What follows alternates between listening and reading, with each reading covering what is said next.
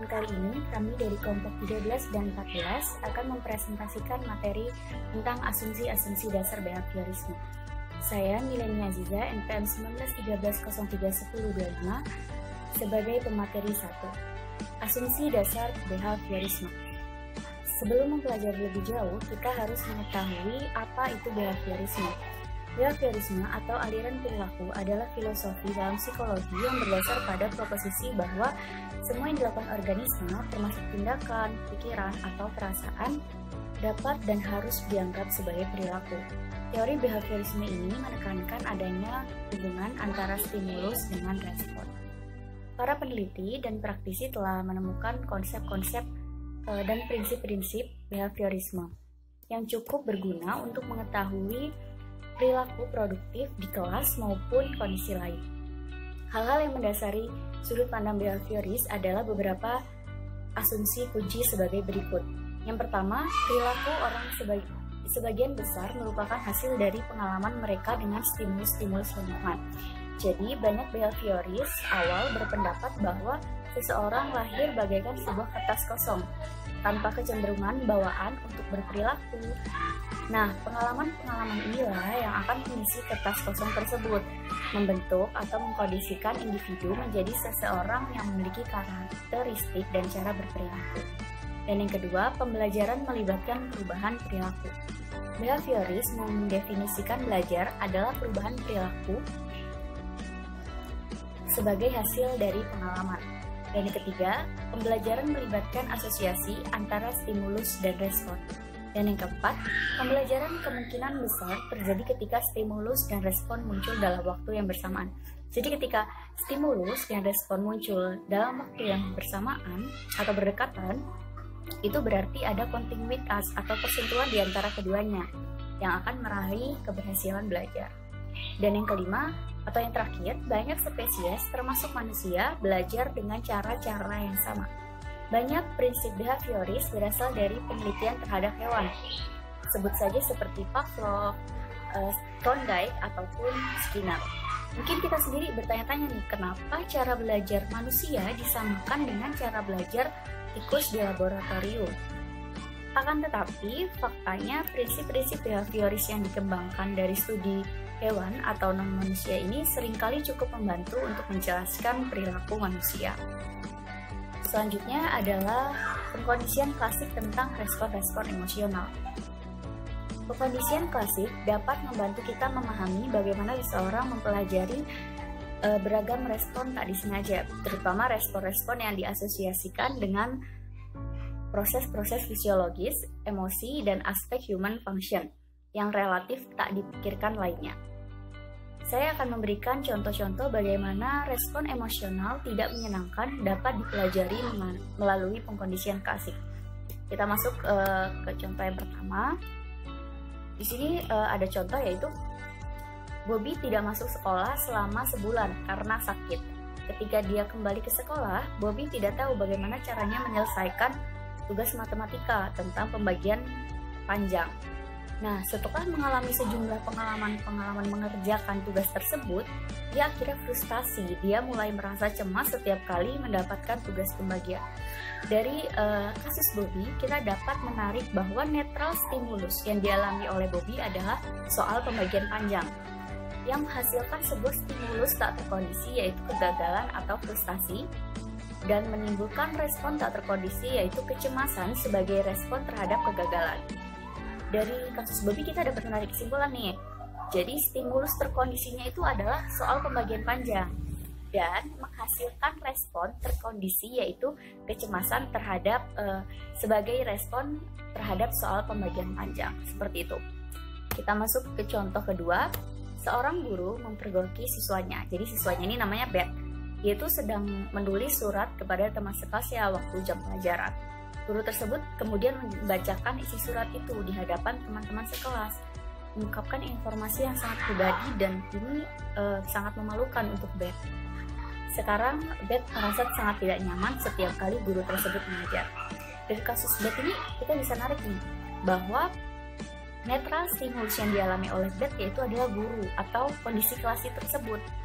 yang menimbulkan stimulus respon berupa penghinaan karena isi surat si B. Yang menimbulkan respon tak terkendali yaitu rasa malu sebagai respon terhadap penghinaan. Nah, dari kasus bed ini kita dapat menarik kesimpulan bahwa ada stimulus terkondisi yaitu guru atau kelas kondisi bed tersebut yang menimbulkan respon yaitu rasa malu sebagai respon terhadap penghinaan akibat isi surat dari yang ditulis bed pada saat jam pelajaran, seperti itu.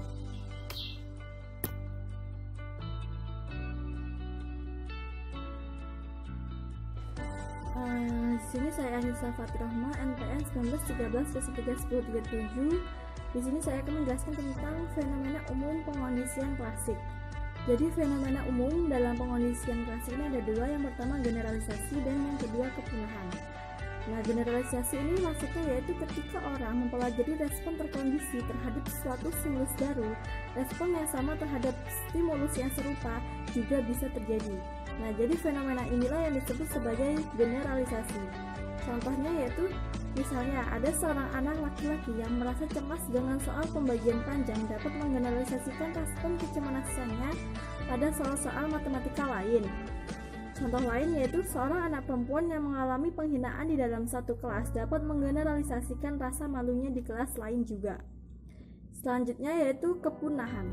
Paslow mengemukakan bahwa respon terkondisi tidak bertahan selamanya. Dengan memasakkan cahaya dan daging, Paslow mengondisikan seekor anjing supaya mengeluarkan air liur hanya terhadap cahaya. Akan tetapi selanjutnya, ketika Paslow menyalakan cahaya secara berulang-ulang tanpa dilanjutkan dengan pemberian daging, air liur anjing semakin berkurang. Pada akhirnya anjing tidak lagi mengeluarkan air liur ketika melihat kilapan cahaya. Ketika sebuah stimulus terkondisi muncul secara berulang-ulang tanpa disertai stimulus tak terkondisi, misalnya ketika pelajaran matematika tidak pernah lagi dihubungkan dengan kegagalan, atau dengan ketika guru tidak lagi menghubungkan diasosiasikan dengan penghinaan lagi, respon-respon terkondisi akan berkurang dan pada akhirnya menghilang. Dengan kata lain, kepunahan telah terjadi. Selanjutnya yaitu macam-macam bentuk penguatan. Jadi penguatan itu ada dua, yaitu yang pertama penguatan utama dan penguatan positif, penguatan utama dan penguatan sekunder, dan yang kedua penguatan positif dan penguatan negatif. Penguatan utama yaitu misalnya seperti roti isi merupakan penguatan utama karena berhubungan dengan pemenuhan kebutuhan biologis atau psikologi dasar. Makanan, air, sumber kehangatan, dan oksigen merupakan penguat utama. Nah, sedangkan penguat lainnya disebut sebagai penguat sekunder. Penguat sekunder ini tidak memasukkan kebutuhan fisiologis apapun atau kebutuhan bawaan lainnya. Nah, misalnya yaitu pujian, uang, nilai bagus, dan piala, yaitu contoh-contoh dari penguat sekunder. Stimulus-stimulus seperti ini dapat menguatkan seiring waktu melalui kaitannya dengan stimulus-stimulus lain yang telah memberikan efek penguatan. Selanjutnya yaitu penguatan positif dan negatif. Penguatan positif ini setiap kali sebuah stimulus khusus dihadirkan setelah sebuah perilaku dan perilaku tersebut meningkat sebagai hasilnya, maka penguatan positif telah terjadi. Penguatan positif ini dapat terjadi bahkan ketika stimulus yang dihadirkan mungkin dianggap tidak menyenangkan atau tidak diinginkan. Kata positif di sini hanya berarti menambahkan sesuatu pada situasi yang bersangkutan. Selanjutnya yaitu penguat negatif. Penguat positif melibatkan kehadiran stimulus, sedangkan penguat negatif menyebabkan peningkatan suatu perilaku melalui penghilangan sebuah stimulus, biasanya stimulus yang tidak menyenangkan, setidaknya dari sudut pandang pembelajar. Baik, cukup sekian penjelasan dari saya. Penjelasan selanjutnya akan dilanjutkan oleh saudara Seka Maulana Abadillah. Terima kasih.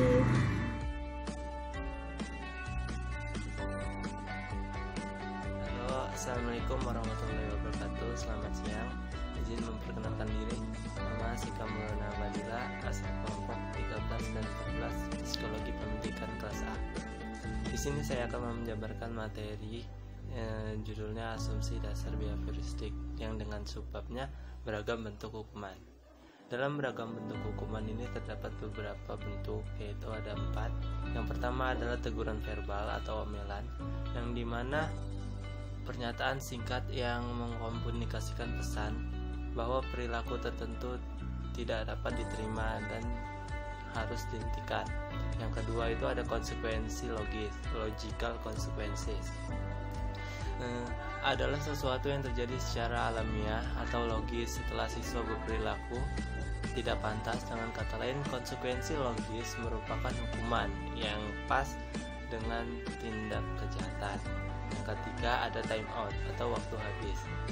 Adalah waktu tertentu ketika siswa tidak memiliki kesempatan dan menerima penguatan yang bisa diperoleh teman-teman sekelasnya. Yang keempat, yang terakhir itu ada scores. Di sekolah biasanya menempatkan siswa di ruangan yang ada pengawasan orang dewasa, di mana siswa tersebut sama sekali tidak diberi kesempatan untuk berinteraksi dengan teman-temannya. Sebuah aspek dari sekolah yang menguatkan bagi kebanyakan siswa.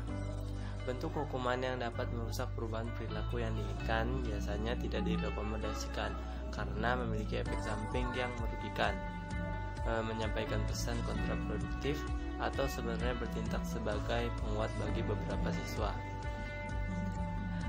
Saya akan lanjut ke materi berikutnya, yaitu strategi-strategi untuk mendorong perilaku produktif dan mengurangi perilaku yang tidak diinginkan.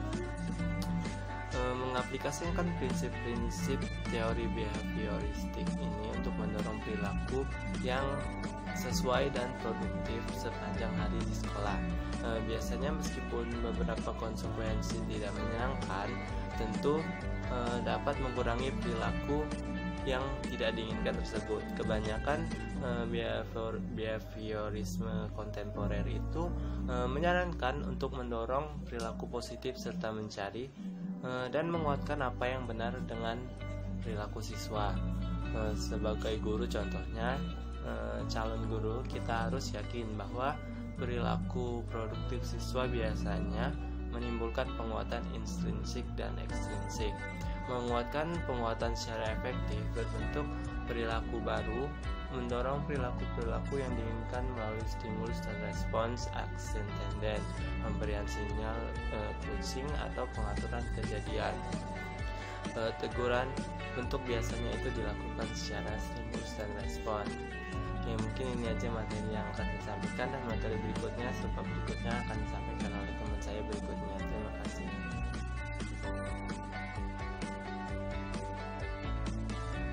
Siswa yang mengalami keterlibatan dalam fungsi kognitif dan sosial, hal yang harus kita amati terlebih dahulu yaitu penghargaan atas dan kemampuan merespon terhadap penguatan ekstrinsik. Lalu kesulitan menunda kepuasan perilaku lebih mungkin meningkat ketika penguatan diberikan secara segera daripada ditunda. Respon-respon yang tidak pantas dalam situasi-situasi sosial. Sarannya yaitu ajarkan dan berikan isyarat secara eksplisit perilaku-perilaku yang diinginkan, tetapi dengan tujuan membuat siswa pada akhirnya terlibat dalam perilaku-perilaku semacam itu tanpa peringatan eksternal. Bentuklah perilaku yang kompleks secara perlahan sepanjang waktu, utamakan perbaikan bertahap ketimbang kesempurnaan segera. Lalu untuk siswa yang mengalami hambatan fisik dan sensoris, yang harus diamati yaitu kehilangan beberapa perilaku yang telah dipelajari sebelumnya jika siswa pernah memiliki cedera otak traumatis. Yang dapat kita lakukan yaitu bentuklah perilaku-perilaku yang diinginkan secara perlahan sepanjang waktu ketimbang dengan kesempurnaan yang segera.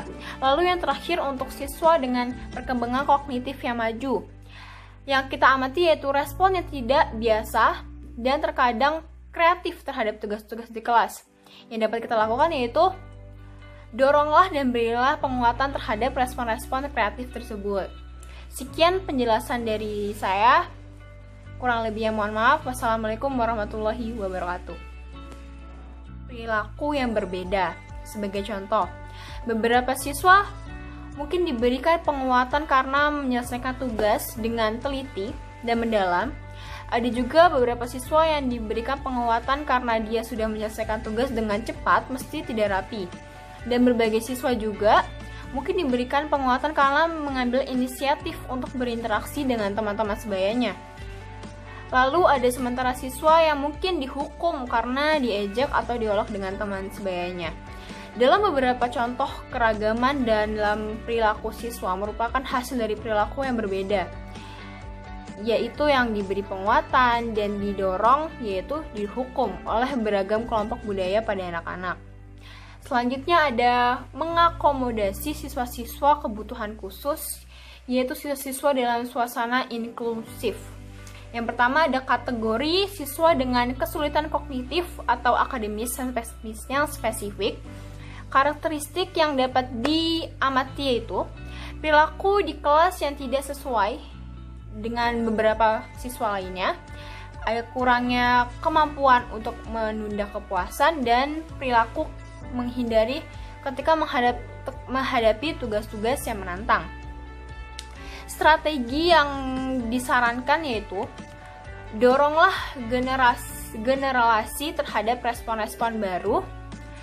Mintalah siswa untuk mengajarkan tugas bersama dengan teman-teman sebayanya yang menjadi teladan yang baik dan dapat mendorong perilaku mengerjakan tugas.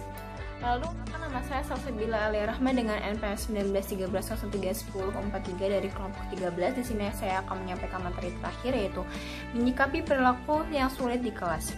Jadi prinsip-prinsip behavioris sangat membantu dalam mengatasi masalah perilaku yang sulit dan kronis.